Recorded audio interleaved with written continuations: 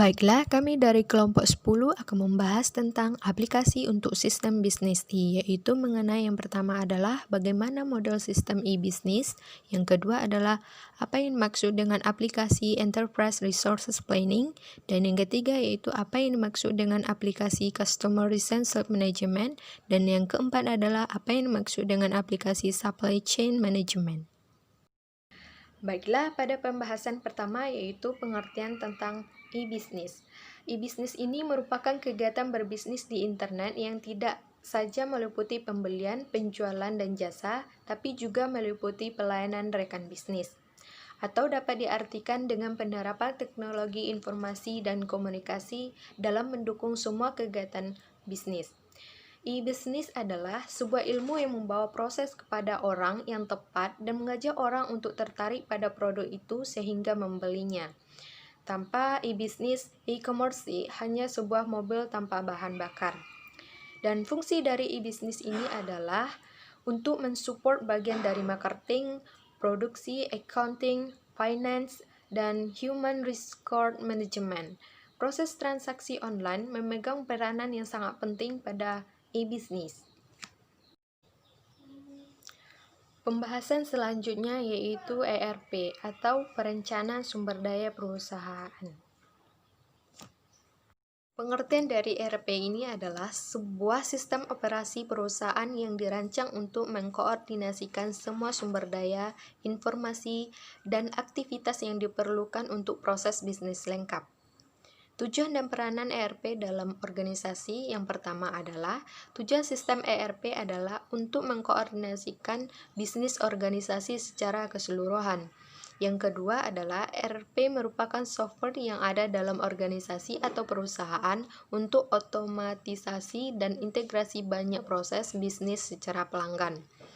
Dan yang ketiga adalah, perusahaan membutuhkan jasa konsultasi, kustomisasi, dan jasa pendukung. Yang keempat, migrasi data adalah salah satu aktivitas terpenting dalam menentukan kesuksesan dari implementasi ERP. Sayangnya, migrasi data merupakan aktivitas terakhir sebelum fase produksi. Implementasi ERP. Yang pertama yaitu implementasi sistem ERP tergantung pada ukuran bisnis, ruang lingkup dari perubahan, dan peran resiko kehilangan informasi sensitif jika terdapat pembobolan sistem keamanan. Yang kedua yaitu sistem dapat terlalu kompleks jika dibandingkan dengan kebutuhan dari pelanggan. Dan yang ketiga adalah data dalam sistem ERP berada dalam suatu tempat. Contohnya, pelanggan data keuangan. Hal ini dapat meningkatkan risiko kehilangan informasi sensitif jika terdapat pembobolan sistem keamanan. Kesuksesan implementasi ERP. Langkah strategi data yang dapat menentukan kesuksesan implementasi ERP adalah yang pertama, mengidentifikasi data yang akan dimigrasi, 2. Menentukan waktu dari migrasi data, 3. Membuat template data, 4. Menentukan alat untuk migrasi data, 5. Memutuskan persiapan yang berkaitan dengan migrasi, yang keenam menentukan pengarsipan data. Kelebihan dari ERP ini adalah, pertama, integrasi antara area fungsional yang berbeda untuk meyakinkan komunikasi, produktivitas, dan efisiensi yang tepat. Kedua, rancangan perekayasaan. Yang ketiga yaitu pelacakan pemesanan dari penerimaan sampai fulfillment. Yang keempat adalah mengatur saling ketergantungan dari proses penagihan material yang kompleks. Yang kelima adalah pelacakan 3 cara yang bersesuaian antara pemesanan, pembelian, penerimaan inventory, dan pembiayaan. Yang keenam, akuntansi untuk keseluruhan tugas yaitu melacak pemasukan, biaya, dan keuntungan pada level inti.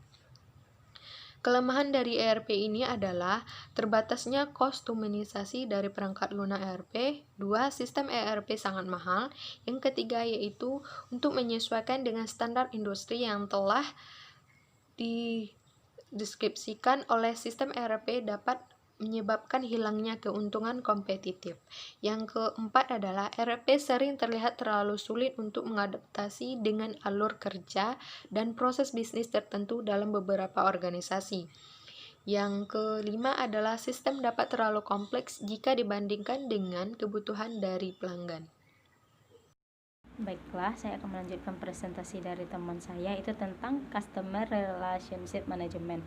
Yang mana Customer Relationship Management ini adalah strategi bisnis yang terdiri dari software dan layanan yang didesain untuk meningkatkan keuntungan, pendapatan, kepuasan, dan kepuasan pelanggan. Selanjutnya, tujuan sistem Customer Relationship Management yaitu dengan penggunaan teknologi diharapkan terjadi jalinan hubungan yang kuat antara perusahaan dengan pelanggannya. Dengan kata lain, perusahaan berusaha mengelola kinerja perusahaannya dengan lebih baik. Selanjutnya, cara kerja Customer Relationship Management, yaitu dengan membantu berbagai bentuk perusahaan untuk mengidentifikasi pelanggannya dengan cepat dan mempertahankan kesetiaan pelanggannya. Sistem Customer Relationship berusaha penyediaan sebuah pendekatan terintegrasi terhadap semua aspek dalam perusahaan dalam kaitannya dengan pelanggannya yang meliputi marketing, sales, dan support.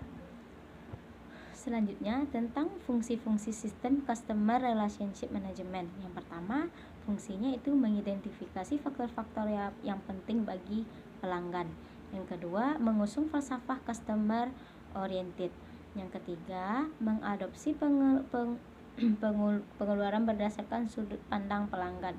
Yang keempat, menyediakan dukungan pelanggan yang sempurna. Selanjutnya, mencatat dan mengikuti semua aspek dalam penjualan. Selanjutnya yaitu membuat informasi holistik tentang informasi layanan dan penjualan dari pelanggan.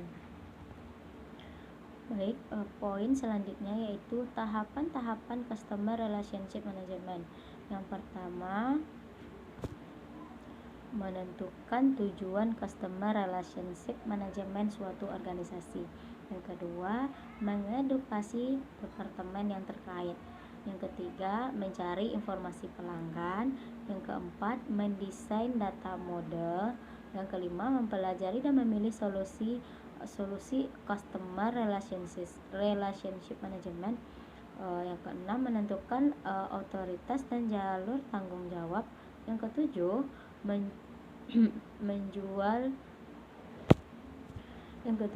menjalankan pilot project. Yang kedelapan, komunikasi langsung dengan pelanggan.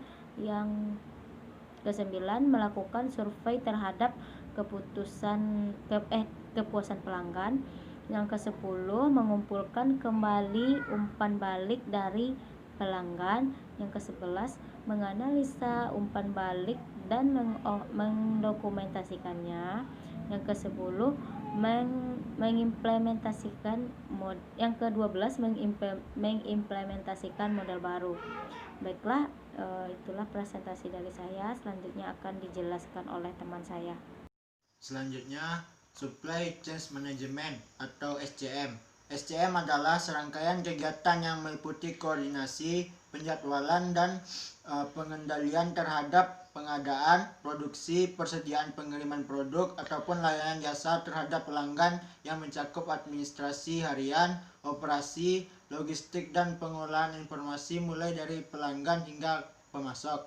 Tujuan dari SCM membantu perusahaan memenuhi permintaan pelanggan dan kebutuhan pemasok dengan memungkinkannya untuk mendesain, membangun, dan menjual produknya melalui penggunaan jaringan yang cepat, efisien, dan berbiaya rendah daripada mitra bisnisnya, prosesnya, dan hubungannya atau rantai pemasokannya.